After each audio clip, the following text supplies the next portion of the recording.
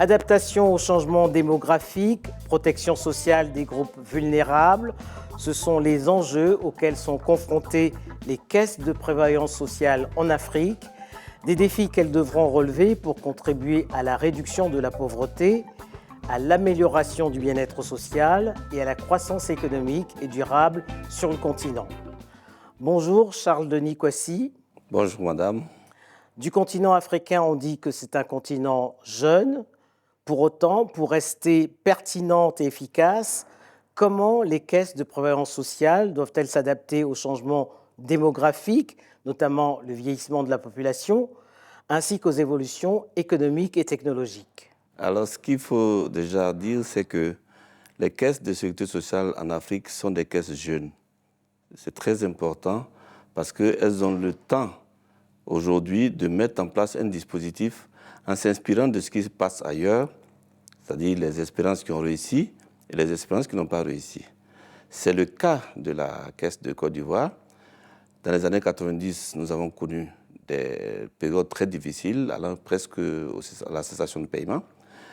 Dans les années 2000, avec les troubles que la Côte d'Ivoire a connus, on a aussi eu des déficits énormes. De 2005 à 2011, on a connu 200 milliards de déficits cumulés, soit 300 millions d'euros. Et nous nous sommes dit qu'il faut faire les choses autrement. Tout est parti de là. Comment faire les choses autrement? Nous gérons un système de répartition, notamment concernant la retraite. Et le système de répartition, le modèle économique, c'est de dire que les travailleurs d'aujourd'hui cotisent pour les retraités d'aujourd'hui, en pensant que tout va s'équilibrer dans le temps. Ça a été vrai dans les débuts de la sécurité sociale en France, par exemple, après la Deuxième Guerre mondiale, où il y a eu le baby boom. Donc, il y avait beaucoup de travailleurs pour peu de retraités. Mais au fur et à mesure, les choses se sont renversées. Justement, vous avez parlé de ça. La situation n'a plus été tenable et depuis, vous entendez parler de déficits. On a connu aussi ces déficits, c'est ce que je suis en train d'expliquer.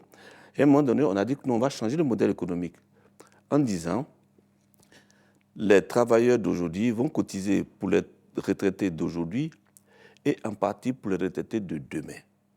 Donc, en économie, ça donne quoi? Ressources égale consommation plus épargne. Quand vous avez votre salaire, vous avez ce que vous consommez, mais si vous voulez plus tard être riche, vous devez épargner. Et lorsque vous investissez cette épargne, vous créez de la richesse. C'est simplement ce modèle de changement, avec bien sûr la qualité de la gestion, qui ont permis d'avoir les résultats aujourd'hui. Alors, je vais vous donner quelques éléments de résultats pour montrer comment la transition a été bénéfique. C'est que dès qu'on a mis en place ce nouveau modèle économique, pour la petite histoire, je dirais que le modèle était prêt depuis les années 2008, mais c'est en 2012 qu'il a été adopté par le gouvernement.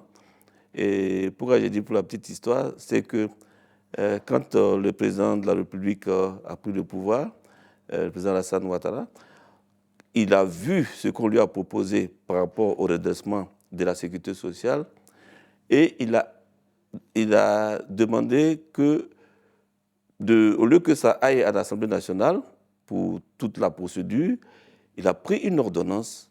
Pour décréter. Il a compris que c'était très viable et il fallait aller vite.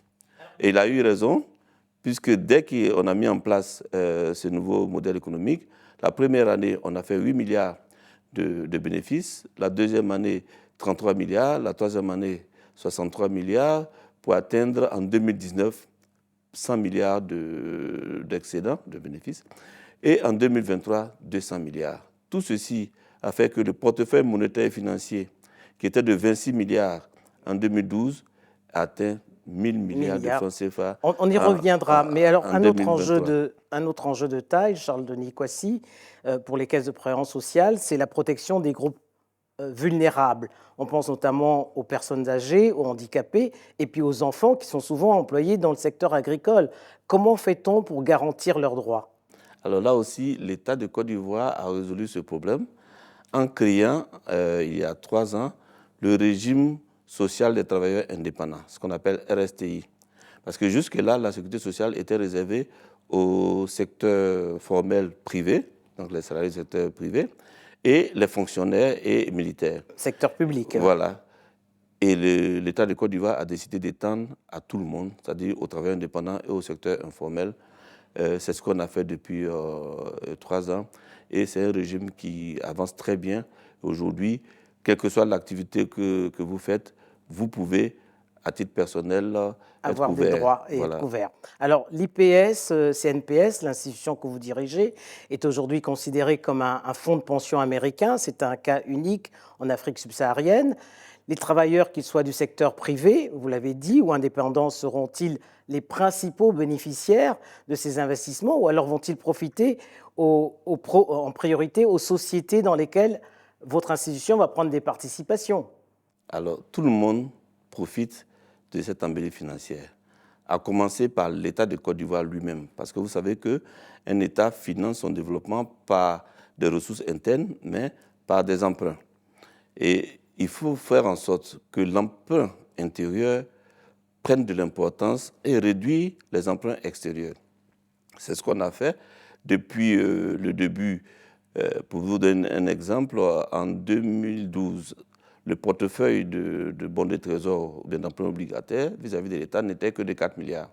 Aujourd'hui, il a atteint 500 milliards. Depuis les 3 dernières années, c'est plus de 100 milliards que nous prenons en emprunt obligataire. Donc l'État se finance par des ressources intérieures. Et comme la CNPS va continuer à se porter très bien, l'État, ce sera bénéfique pour l'État en termes d'emprunt intérieur pour réduire la dépendance extérieure. Au niveau des entreprises, nous sommes devenus un investisseur institutionnel, je dirais, très puissant, puisque 2 fois de suite, nous avons pris des participations dans plusieurs secteurs. Dans plusieurs banques. Nous sommes propriétaires de 21% de la BCC, qui est ancien BNP. Nous avons la Banque nationale d'investissement de Côte d'Ivoire, où nous avons 20% de participation. Et une autre banque, la British Bank, on a 20% aussi, et la NCA Bank, on a 20%. Mais quid des assurés dans tout ça, dans tout ce succès? J'en viens. Donc je disais tout le monde, je vous ai dit d'abord l'État. Qu'est-ce que l'État gagne? Ensuite, qu'est-ce que les entreprises gagnent, puisque nous prenons des participations dans les banques et donc nous finançons les entreprises, puisque c'est les banques qui financent. En plus, nous sommes dans plusieurs fonds d'investissement qui financent aussi des entreprises, dont les plus connus sont Afrique Invest et Amétis. Et récemment, nous avons pris des parts dans le fonds Africa 50, qui est un grand fonds africain dont la BAD est le plus grand actionnaire. Maintenant, les assurés sociaux. Nous avons fait 5 revalorisations de la retraite depuis 5 ans. Une de 8% et 4 de 5%. Quand vous faites le cumul avec les intérêts cumulés, ça représente 30% de revalorisation des retraites sur 10 ans. À titre d'exemple, à titre de comparaison plutôt, entre 2000 et 2011, nous avons fait une seule revalorisation qui était de 2,59%.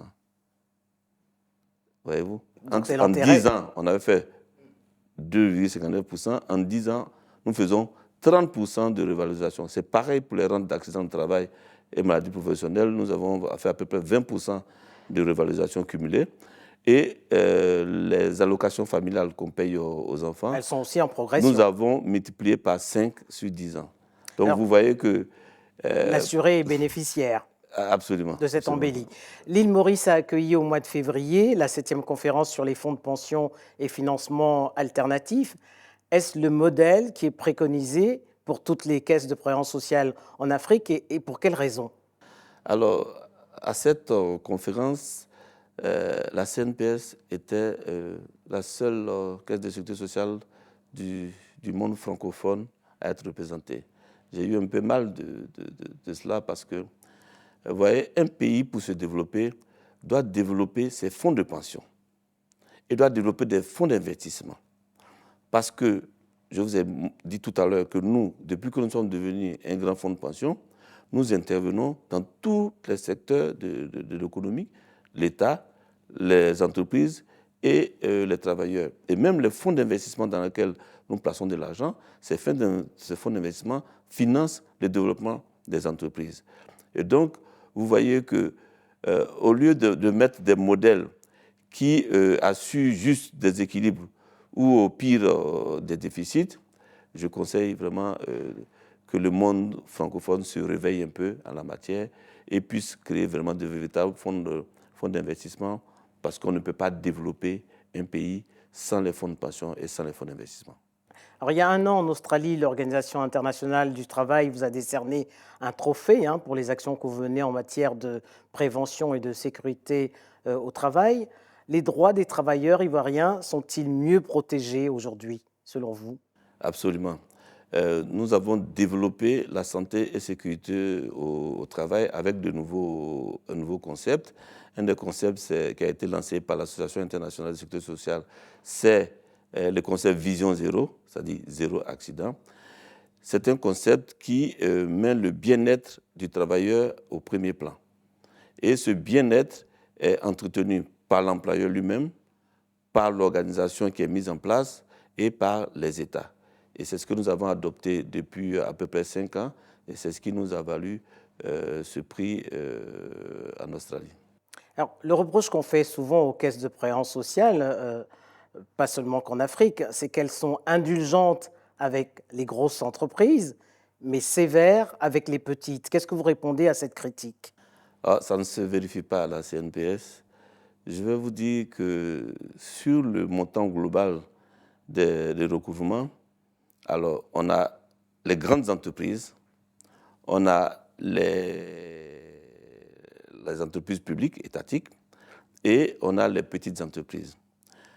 Nous faisons toujours au moins 90% comme taux de recouvrement sur les grandes entreprises. Mais sur les deux autres niveaux, nous atteignons difficilement 80% de taux de recouvrement. Donc, ce sont ces deux pôles, les entreprises étatiques et les petites et moyennes entreprises, qui constituent le gros de notre contentieux, pas les grandes entreprises. Charles Denis Kwasi, je vous remercie. Merci à vous.